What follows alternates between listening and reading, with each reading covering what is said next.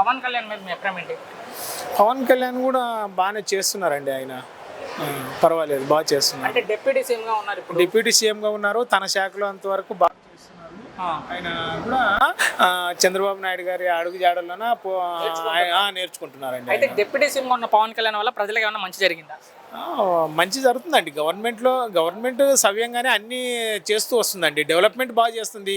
అమరావతి చేస్తున్నారు, పోలవరం కడుతున్నారు, సంక్షేమ పథకాలు ఇస్తున్నారు. ఆయనకి ఇచ్చిన శాఖలు అటవీ శాఖ కానీ, పంచాయతీరాజ్ కానీ, గ్రామీణాభివృద్ధి కావచ్చు. అవును. సో అవన్నీ కూడా సక్రమంగా చేస్తున్నారా, నిర్వహిస్తున్నారా? అది నా ప్రశ్న. చేస్తారండి, కరెక్ట్ గానే ఉంది. కానీ ఎక్కడ కనపడట్లా పవన్ కళ్యాణ్ సినిమాలు చేసుకుంటూ తిరుగుతున్నారు అంటున్నారు కొంతమంది. అలాంటిది ఏం లేదండి. వాళ్ళు సినిమా షెడ్యూల్ ఉంటుంది కానీ గవర్నమెంట్ యాక్టివిటీస్, అధికారులకు ఇచ్చే డైరెక్షన్ కానీ అవన్నీ చేస్తుంటారండి. అంటే ఆయన సినిమాలు చేయాలనుకుంటున్నారా, మీరు రాజకీయాల్లో ఉండాలనుకుంటున్నారా పవన్ కళ్యాణ్?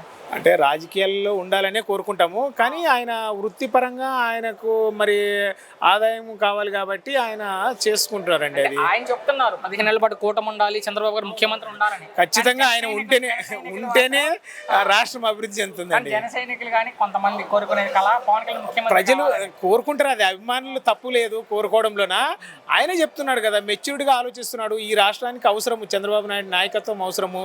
రాష్ట్రం డెవలప్ కావాలంటే ఇంకా 15 ఏళ్ల పాటు కూటమి ఉండాలి. భవిష్యత్తులో ముఖ్యమంత్రి అవకాశం ఉందా? 10 ఏళ్లకు 15 ఏళ్లకు పవన్ కళ్యాణ్ చెప్పలేమండి, అవకాశం రావచ్చేమో, చెప్పలేము. చివరికి ఒక్క మాటలో మీ అభిప్రాయం ఏంటంటే పవన్ గురించి? పవన్ పర్లేదండి, బాగానే ఆయన కూడా నేర్చుకొని ఫాలో అవుతున్నాడు చంద్రబాబు గారిని. చాలా థ్యాంక్స్.